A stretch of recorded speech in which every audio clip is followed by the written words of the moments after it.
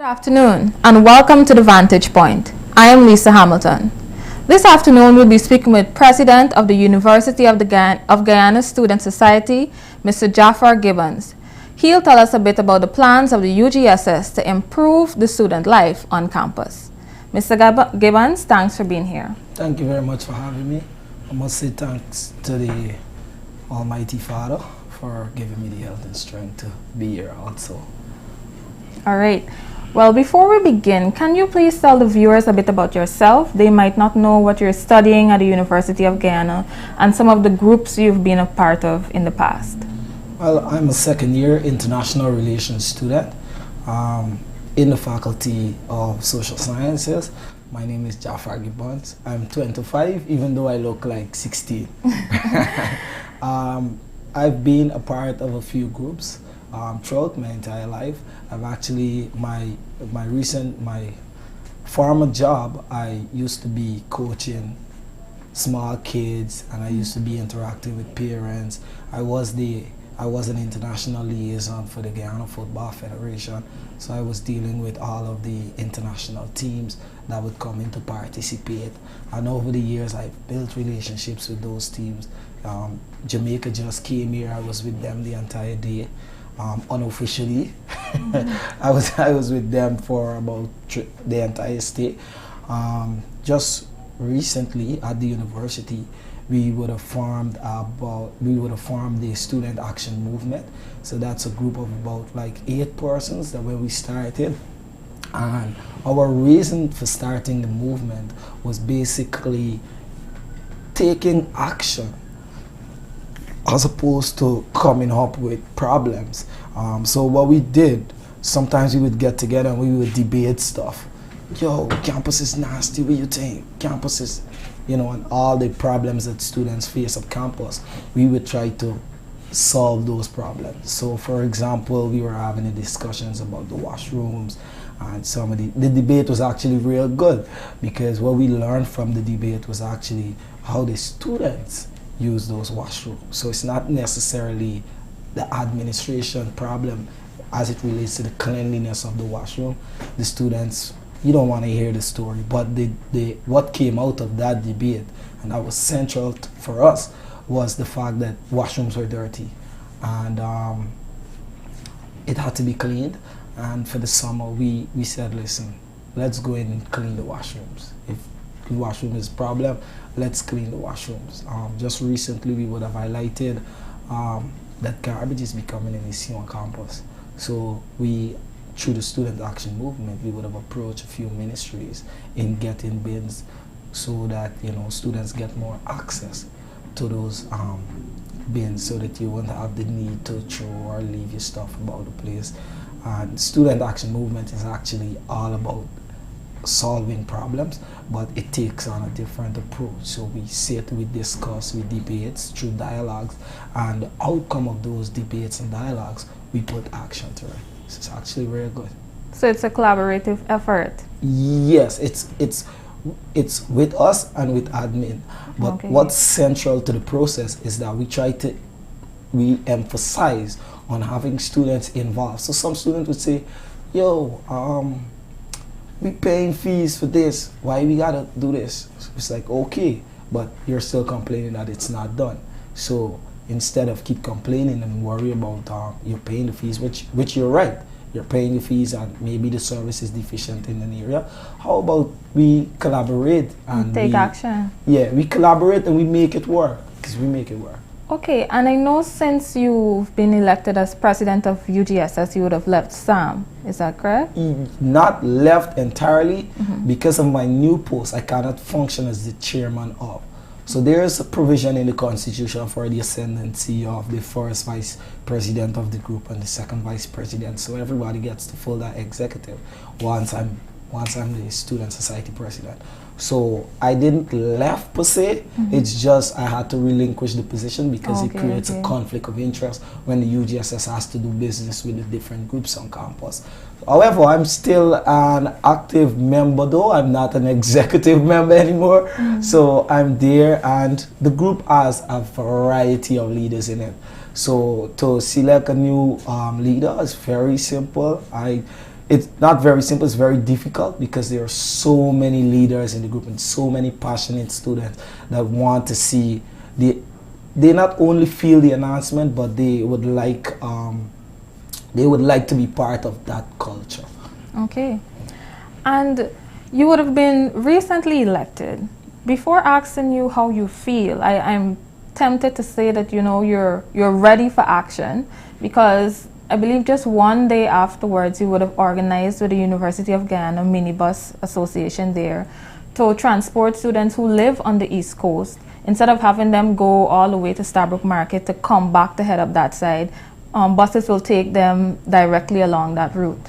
So as new president, how are you feeling, and what led you to take action so soon? Well, before I got elected, I collected the president, or the guy that runs the bus service, manages it. I collected his number because I wanted to speak with him about a few things that wasn't pleasing to students at the university, and I wanted to hear from them. And then I also went to admin too, because I want to hear from everybody who's involved what really takes place. I'm a student, so I know from our level, and I interact with a few persons. I'm very reachable. However, I got his number and we connected a night I was going home, and I was like, "You're Mark?" He says, "Yes." I'm like, "Okay, I just got elected. We got sworn in today. I would like to meet with you." He said, "Sure, fine." We've been trying to meet with the Student Society for over a year now, to no avail.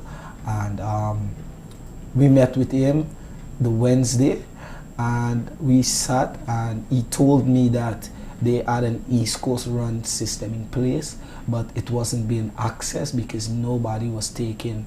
From their end, there's not much marketing they could do or publicity that could be gained. So even though that from their angle, they got this system in place, no one knew of it, no one was accessing it. I know for me, I didn't even know it exists. And after he would have relayed that to me, I was like, yeah, this is a fantastic deal. So I told him we're going to put a little structure to it, and then we're gonna put it out in the media. So hopefully by today, everyone know of the East Coast Run. And I'm very grateful to see that everyone know about the East Coast Run. And it actually starts at like 4:30 when most persons are coming off of class. They can assemble at the bus stop for until they have the desired number, right? So you get your 15. You go in the bus, and the bus take you all along the East Coast. Like you rightfully said, students don't have to now travel to town and then travel all the way up the East Coast. They travel directly from campus to any village, and that bus goes as far as Victoria. However, we did manage to negotiate with them.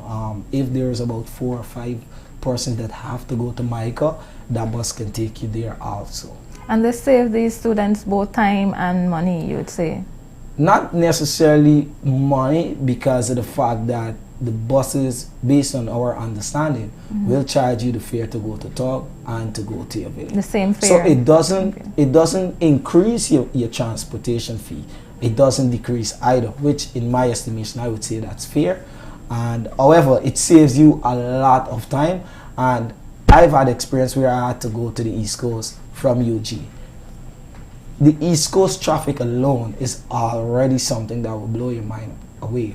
So just to go to town and to get the buses in town is another issue, because you have to wait at like OTC, that's the Officer Training Center, or you have to wait by the gas station or by North Road. You have to wait there and get buses that are going all the way up to the East Coast, because if you wait to the buses to reach to the park, the buses come there full just to drop off one person, because there are so many persons going up the East Coast all along.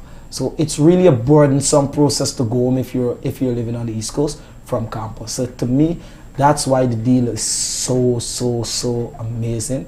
And I was also told that the guys had a shuttle system in place where 10 buses are responsible for taking students off of campus every afternoon from 4:30 to 9:30, and they're coming back. So we're asking the students not to walk out, because one, it's not safe. We've heard and we've seen instances where persons are attacked, persons are robbed on the outskirts of campus, and we're asking them, do not walk out. And When you walk out, you're still going on the public road to wait. And there's a bus stop there for you to wait on the buses. And if it's a shuttle system, the buses would not take more than 10 minutes to get back. Well, you wouldn't wait more than 10 to 15 minutes. Or if you have, my apologies, there are times when you have to wait. But the campus is so large, 10 buses is still small to take everybody off at once.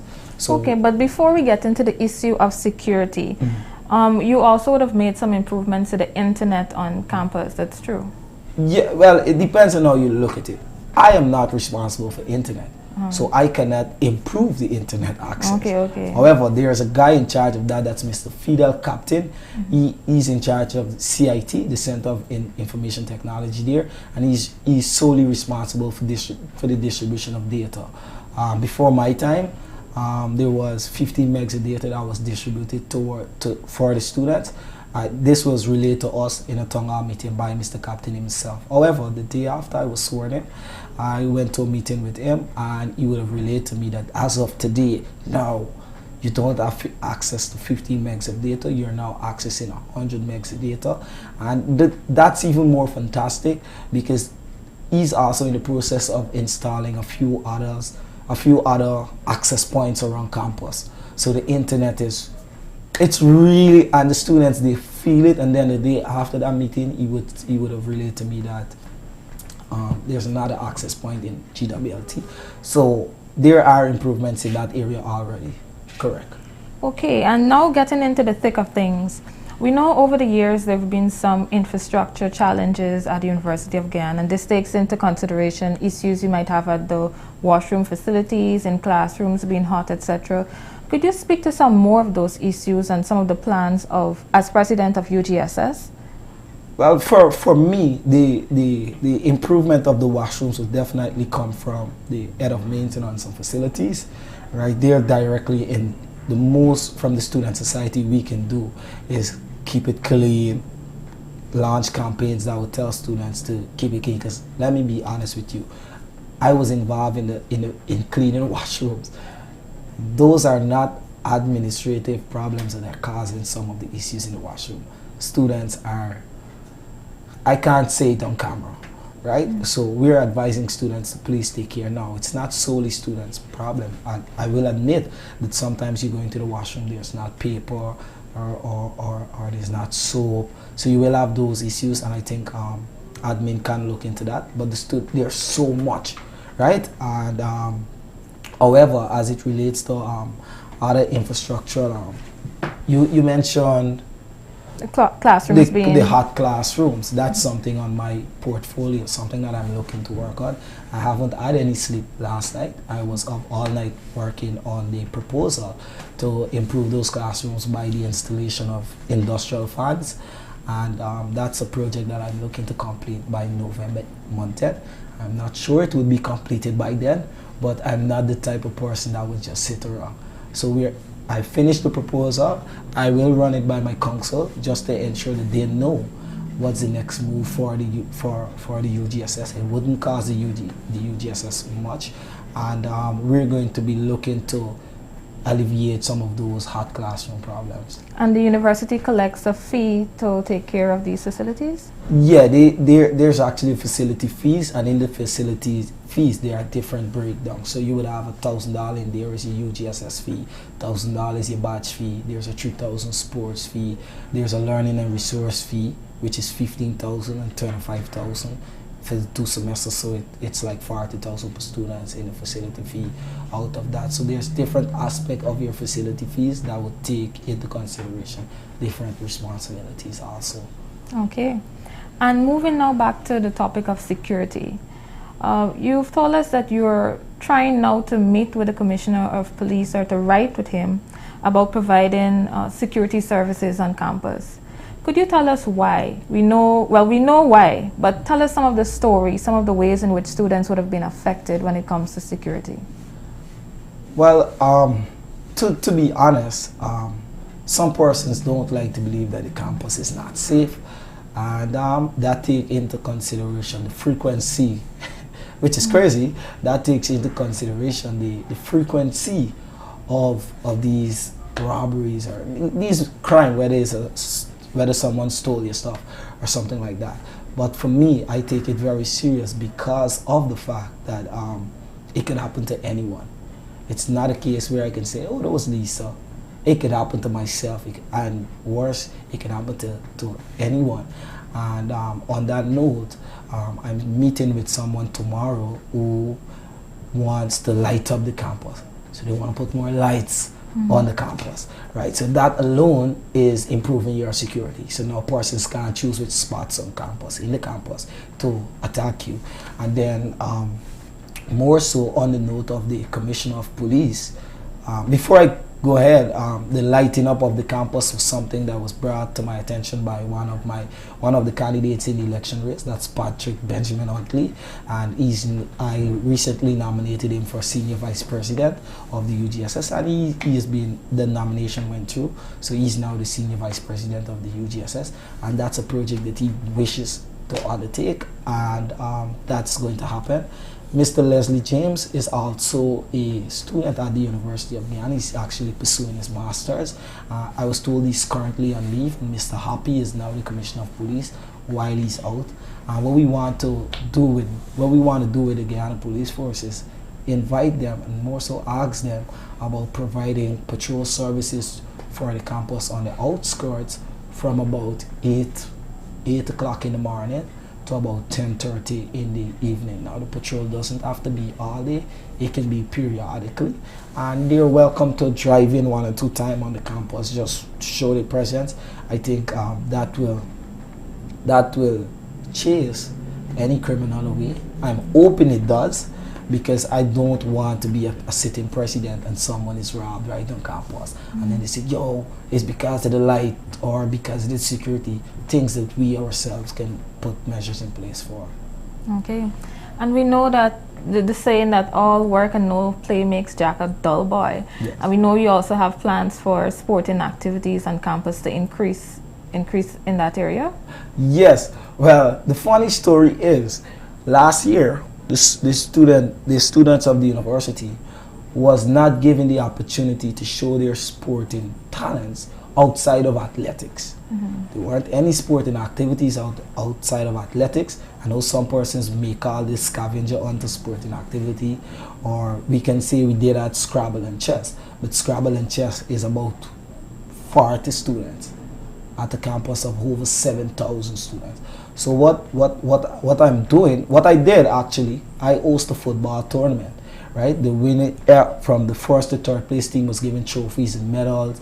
The MVP got a boots, a trophy, and a gold ring. So I'm committed to improving sports. I'm speaking with the sports organizer, who's Miss Lauren Fraser, for hosting a basketball tournament. So the basketball players, they're already engaged. The football, the second edition of my football will play in January, and we're engaging sponsors. We want to give 100,000 to the winning team, 50 to the second place team, and 10 and 25 to the third place team. So that tournament is yet to gain sponsors, but I'm still saying it because it's going to happen. It's going to happen, and that's basketball, football. We would like, for myself, and I still have to run all of these by the games chair, I would like to invite the Berbice cricket team, because we have a Berbice branch. So we want to invite Berbice down to play the Turkine team in a 3-match series. I think that's huge. I have to engage them some more. I think the games committee chair will give us the permission to do so. So the cricketers are involved. And the students would have expressed an interest in these activities. Yes, of course. Right now the sports organizing committee, they have the crossover games. I was made to understand, and they have various sports like volleyball, football, cricket, and stuff like that. So they're also doing sports. So there's a huge increase just in the number of sporting activities from last year to this year outside of athletics. And as a sitting president, I'm so happy. Okay.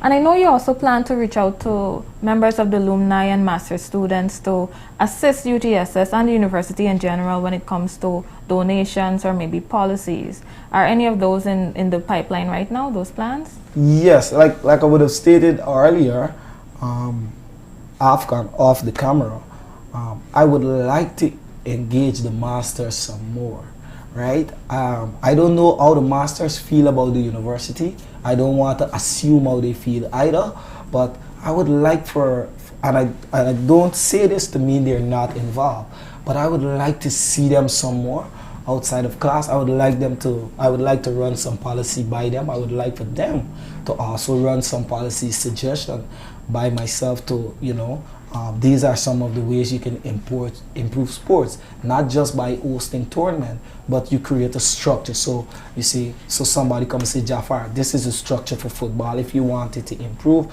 this is where you need to be looking at. This is where you need to be looking at for football, cricket. And it's a whole host of leaders that's in those masters class. I went to one a few weeks ago, the election week. I saw Mr. Sherrod Duncan there. I saw Travana Aziz, Miss Aziz. She works at UG2, and there's a few others in there. And it's a very powerful room for you to be in making a presentation. And I was so happy to see so many persons there. But I would like for them to also engage the student body in not only the formulation of policies, but just from their office, lobby for us to raise some funds so that all of these projects can be pulled off. I would love to resuscitate the University of Guyana pageantry. I would love for it to happen. That would be nice. Yes, exactly. All the girls right now, they're like, yo, do the. But it's money. And I think it can happen because we're going to do the pageantry, and then we can even do an after party. It's just so much things you can do with the pageantry. And I would like for the students to have that kind of year. And can you speak to the growth of your relationship with the administration over the years? Has it been improving? Do you see more collaborations in the future so that some of your plans, all of your plans can be realized? Yes. Well, for the last 2 years, I've been writing about the universe. The bad, the good, and the ugly. And it's weird because I wasn't summoned to any office, and now that I would have grown as an individual, I get to realize that, for one, they're allowing you to express yourself, even though it might be against whatever it is they perceive. They allowed me to. They never questioned me. I was never victimized because of my stand against administration. But now, more so, I'm in a position now where I have to directly engage the administration. And they have been so lovely that when persons ask me about a relationship, I say I will not tell you because you're going to say I sell out. But there are just so many people that are willing to work regardless of who you be. The registrar, me and him just wrapped up a meeting before he left for an overseas visit. We spent like 2 hours from like 6:30 to 8:30 in the morning. Just speaking. He would have relayed to me that he wasn't pleased at certain things, and it's a very fruitful conversation, and it's two men, but he gives guidance, and I appreciate his effort. Miss King also, that's assistant registrar student, and she's also head of student welfare department, and she has been so kind. I mean, our relationship probably is not the best. It's going to be the best, but she has been so helpful so far. The Borsar, Miss Punai. So I'm calling them out because I know their name. So I've met with them. They're willing to work. And I've also met with Mr. Captain. It's going to be a packed year. I don't know if the students are ready for this. I don't know if my council is ready for this.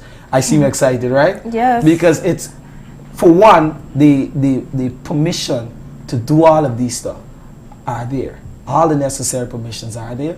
Everyone is just, they're like, he's talk, I want to see you do it. But more so, some of them are like, whatever this guy say do it, you can do it. Let me just put it to the test. And so far it's been working out. And I just hope the students would get more involved. There's so many things to be done. On the note of the art classroom, just to stray off a little, I would have raised a concern. I say we can collect $100 from each student to purchase the fan. So if we got about 8,000 students, but if we get 4,000 students to put $100, That's 400,000. Can offset the price for the fans a whole lot. And while students might say we pay a facility fee, I want them to understand that Turkine was a plantation and the land was bought over for by slaves who would have just came out of slavery, don't have much money to pool resources, but at the same time they would have pooled their resources and bought places like Turkine that we now have a space to enjoy a university. So instead of you thinking of the $100 as I already pay a facility fee, think about what it means to just be at the university. Yeah. Okay, and we know that President David Granger, as well as some other political persons, would have mentioned the plans for free education at the University of Guyana. How do you feel about this? And interacting with students, what is the feeling in the atmosphere? Are there any concerns? Well, I'll speak to the interaction. I'll speak to all of those. First and foremost, I must thank my predecessor, Ms. Ramroop, who would have amplified that free education narrative. It was started by a guy by the name of Lowe, if I'm correct, Mr. Lowe, and she would have endorsed the move, and she would have also amplified from her office the need for free tertiary education. From the interaction with students, to me they are divided based on the service or the lack thereof in the past few years, whereas they're saying free education or improve in washroom facility, free education or hot classrooms, or will we have free education at the expense of hot classrooms or less sports? So from my end, I would love for the university to be free. It's constitutionally mandated that the university be free. I think those making the promises, we should hold their foot to the fire, like the old people would say. I do hope that those are not just promises, and it's a policy that's being looked at very seriously. So I would really love for the university to be free. However, at the same time, I would like to take this opportunity to say, while the free education is important, it's also the quality of the education you're receiving. True. Are we going to get free education at the expense of poor lecturers or no lecturers? We're paying our fees right now, and some students will complain like that. Are we going to get free education and we still going to the washrooms with no tissues? Or are we going to pay the university? Or are we going to pay the university and get access to proper washroom facilities, more sports? So it's a deep-rooted topic, but I would like for it to be free.